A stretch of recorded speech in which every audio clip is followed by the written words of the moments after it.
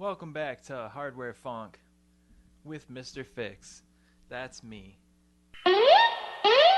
Oh, and short. We're here today using some lesser known Memphis rap tools. Some things that maybe aren't as popular as the DR660 or like the Korg, whatever the fuck that synth is. What's in the cup? It's your... Don't worry, it's homemade. Still works. So this one is the SU-10, the Yamaha Sampling Unit 10.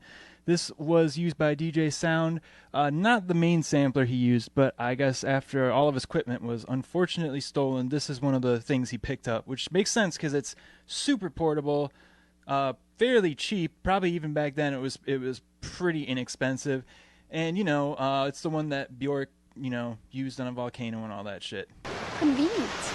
And then this is the Alesis SR16. It's got some interesting sounds. This one was used by Godflesh in addition to the HR16, which you saw in the other video. But this one actually, I knew it was used on some of the later Tommy Wright recordings. But also, this is what Lil Ced used on a lot of that stuff. In the RAN tape, I believe, has this drum machine on it, which is also why a lot of those cymbals, the hi-hat rolls aren't as fast, because you can't really roll on this machine too well. But so those are the two main things we're going to be using. But also, I can't confirm or deny this. This is my main machine here. This is what I use to sequence everything. Sadly, I think it's on the way out, unless I can fix it. But it didn't even come with fucking faders here. These are actually from the 8-track cassette recorder I use. Tell me that this sound isn't familiar.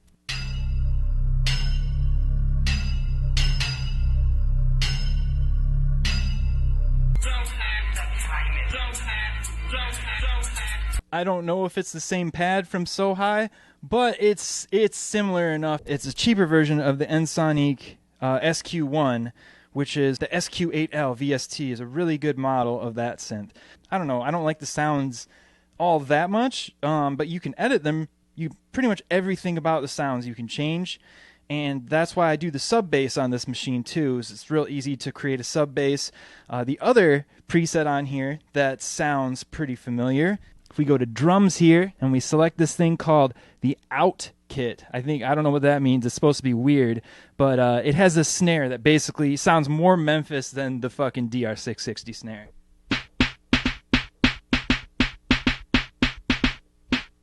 It's also got pretty nice approximation of your 808 kick as well as the cowbell. I don't know if this is for sure a Memphis rap machine, but it's got some of those very distinctive sounds on it. And we're going to bring in this tape machine to make a sample. And what this is a homemade tape loop. I'm not going to pop it open because that's a pain in the ass.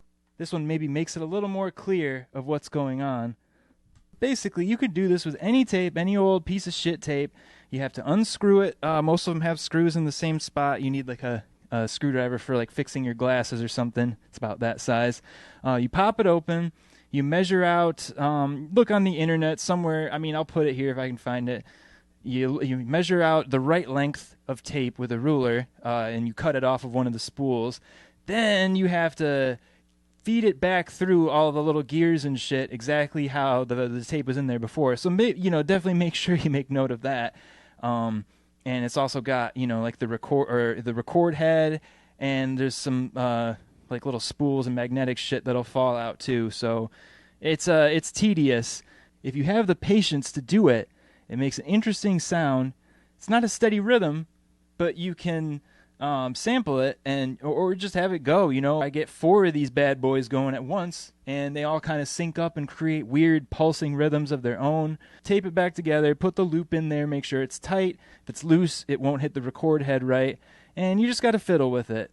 It's maybe a couple hours if you haven't done it before. Once you can do it, half hour, you can bust one of these out. We're going to be using this just to get a really nasty sounding tape sample, because these things have been worn to shit from just using them over and over. So that's what we're going to do.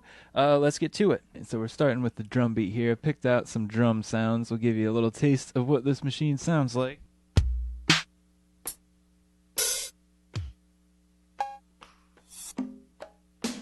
But yeah, it's got a pretty decent 808 kick, and it's got a really nice low rap snare is what it's called, which is kind of a pitched down, stretched out 808.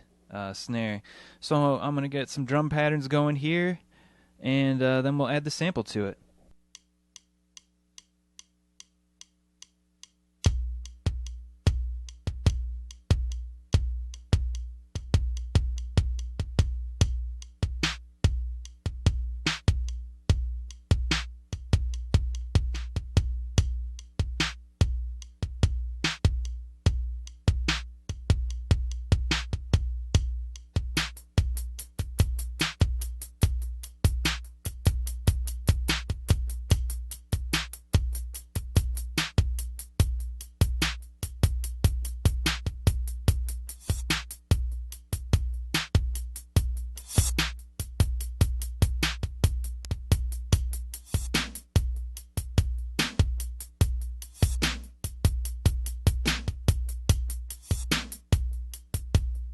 That's about the extent of the fill or roll capability on this machine. You have to hit the drum first and then fill, so it's just not practical. But there's perform and compose. So when you're in perform, it's just playing. When you're in compose, it puts on the click track, and you can record. Where this machine is really cool, which to my knowledge you can't do on the Dr. Rhythm, or most of the Boss drum machines, or any of the Roland ones really, is you can copy and paste an individual drum part. So Godflesh used this a lot to make really loud kick drums. I'm going to use it to do kind of the same thing, but also so that I can send a kick drum through the auxiliary output back here and use it as a sidechain. So now we have two other kicks going, kind of panned soft left and soft right, and it sounds massive. And then, not to mention the additional kick that's going to be just used as the sidechain.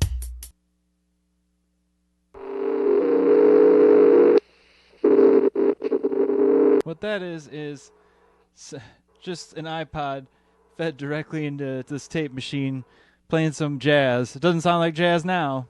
So it's this tiny guy right here, and that's why you didn't hear anything, is because it's only got the 1/8 inch output and input. I only have one of those cables, so I have to kind of swap it around while I'm doing the sampling. But I got the tape loop going into there. It's just kind of a weird sound, and I'll bring it up here and hear what it sounds like.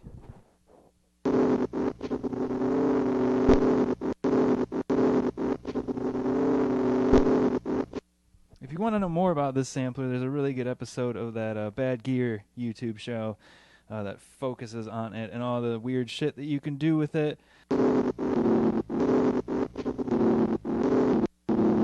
Limited capability, but it's kind of cool, and it's got the ribbon thing there, which I think is pretty fucking neat and futuristic.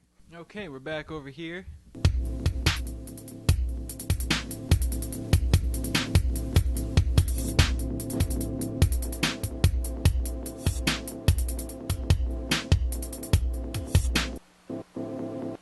About right there.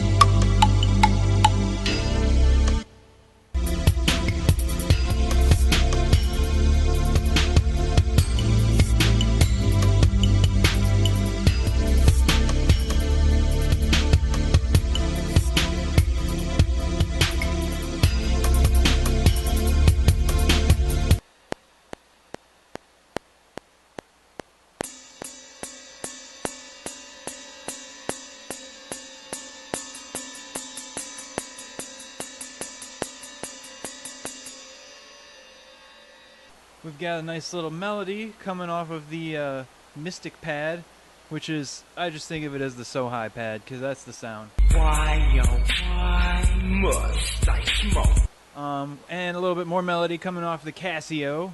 Lots of just very harsh square wave pads. Everything is being sidechained at this point, so maximum pumping. And then I just wrote just a little cymbal pattern on another drum machine, just to give more body to the drums.